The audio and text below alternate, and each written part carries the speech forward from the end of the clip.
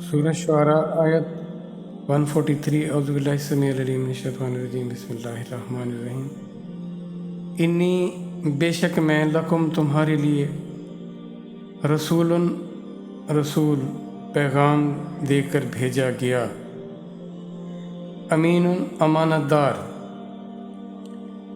اب حضرت صالح علیہ السلام اپنی قوم سے کیا کہتے ہیں کہ تم تقوی کی طرف آ جاؤ، یعنی اللہ کی ذات کو اپنا محبوب بنا لو، اور اس ذات کی کسی طرح بھی تمہارا دھیان تمہاری جو دنیا کی زندگی ہے اس ذات کی محبت میں گزرے، اس کی توجہ اور دھیان میں گزرے۔ یہ اس عمل کی طرف آ جاؤ، اس سوچ اور اس فکر کی طرف آ جاؤ، اور تم یہ یقین کر لو، اس میں کسی کو کوئی شک نہ رہے کہ مجھے تمہارے لیے بھیجا گیا، لکم تمہارے لیے۔ دیکھیں، یعنی اللہ کو اپنے بندے انسان کتنے محبوب ہیں، ان کی اللہ کیسے ان کی تکریم فرماتے ہیں، ان کو کیسے اعزاز کہ وہ اپنے قرب کی طرف ان کو کیسے بلاتے ہیں، اور اپنے کیسے بہترین چنے ہوئے لوگ ان کی طرف بھیجتے ہیں۔ ایسے لوگ جو کمال ہوتے ہیں، جو کسی طرح کی غرض لالچ سے پاک ہوتے ہیں، ان سے کچھ بھی نہیں چاہیے ہوتا، اور ان کو وہ پیغام دیا گیا ہوتا ہے وہ اللہ کی امانت ہوتی ہے، اور اس امانت کو وہ بہترین طریقے سے پہنچاتے ہیں، اور اس کے بدلے میں وہ ان سے کچھ بھی نہیں چاہتے۔ یعنی ایسے بے لوث لوگ ہوتے ہیں، جب آپ دیکھو کوئی میرے لیے کتنا بے لوث ہے، اس کو کوئی مجھ سے غرض غایت نہیں ہے، تو کم از کم اس کی تکریم تو کر لیں، اس کی بات تو سن لیں، وہ کہتا کیا ہے، وہ میرے لیے کیا لایا ہے۔ اب جو پیغام رسول اللہ صلی اللہ علیہ وآلہ وسلم ہمارے لیے لائے، وہ امانت جو ہم تک پہنچائی گئی، اس پیغام کی کوئی فکر ہے ہمیں؟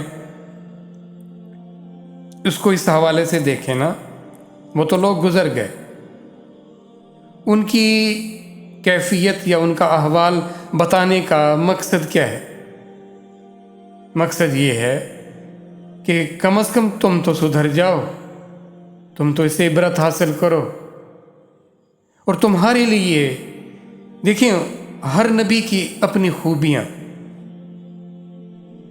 رسول اللہ صلی اللہ علیہ وآلہ وسلم کمال شخصیت، اور پتہ ہے ان کی ہر خوبی کمال، وہ سردار الانبیاء، لیکن جو ان کا اخلاق تھا وہ ابو اعلی ہے،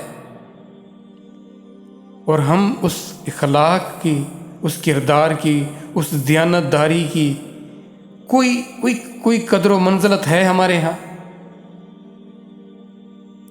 آج دیکھیں ہم کتنے بددیانت ہو گئے، ہم اخلاقی لحاظ سے کتنے نچلے درجے پر چلے گئے، ہم حرص اور ہوس کی خاطر سب کچھ کرنے کو تیار ہیں، اور وہ موریلٹی، وہ موڈیلٹی، وہ اخلاقیات، وہ قدریں جو اللہ کے نبی صلی اللہ علیہ وآلہ وسلم کی پہچان ہے، وہ اعلیٰ خلق عظیم ہیں، وہ ہمارے لیے کہاں ہے؟ ہم کیوں اس اعلیٰ اخلاق کی طرف نہیں آ رہے؟ ہم اس پیغام کی، اس امانت کی کتنی قدر کر رہے ہیں اور کتنی ناقدری کر رہے ہیں؟ اس میں کسی کو کوئی شک ہو تو بتائے۔ کوئی شک نہیں ہے۔ پھر ہم اس کے ماننے والے ہو کر ایسی اپنی پہچان رکھی ہوئی ہے ہم نے کہ ہماری المیہ دیکھیں، ہماری بددیانتی دیکھیں، کہ جو عدالتیں ہیں نا جہاں سے ہمیں انصاف ملنا ہے، وہ دنیا میں ہم 124-25ویں نمبر پر آ رہے ہیں۔ ہم کیسے مسلمان ہیں؟ ہم انصاف یا اس عدل کے کتنے ہم اس کے پیکر ہیں؟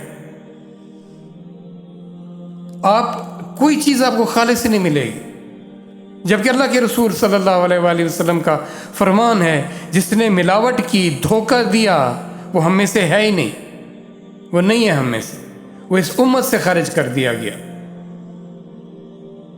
تو ہمیں اس کی ہے پرواہ کوئی؟ ہمیں تو مال دنیا چاہیے، بھلے کسی طرح حاصل ہو، دنیا کی زیب و زینت چاہیے، بھلے کسی طرح بھی حاصل ہو۔ ہم دوسروں کے حق کو اپنا حق سمجھنے لگ گئے۔ یہ کون سا پیغام ہے، یہ کون سی وہ امانت ہے جس کی پاسداری ہو رہی ہے بحیثیت امت رسول صلی اللہ علیہ وآلہ وسلم؟ ہم کر کیا رہے ہیں؟ یہ جب تک یہ آئینہ ہے، اس آئینے کو دیکھو اور اپنی خامیاں نکال باہر کر، اپنے آپ کو اپنی اصلاح کرو۔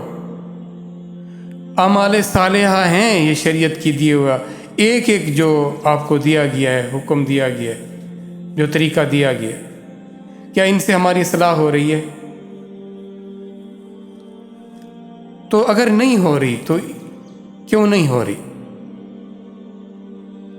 رسول کو رسول ہی نہ سمجھا گیا، شانیں بیان کی گئیں، ان کی ہم تحقیق میں لگ گئے، ہم ان کی ریسرچ میں لگ گئے کہ وہ نور ہیں، بشر ہیں، وہ کیا ہیں، وہ کیا نہیں جانتے، کیا جانتے، ان کا مقام کیا ہے، ان کا مرتبہ کیا، پیغام کیا ہے، یہ ہمیں اس سے کوئی سروکار نہیں۔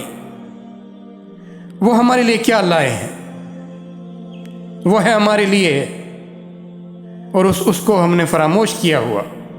ہم فرقوں میں، مسالک میں، سلسلوں میں بٹ گئے۔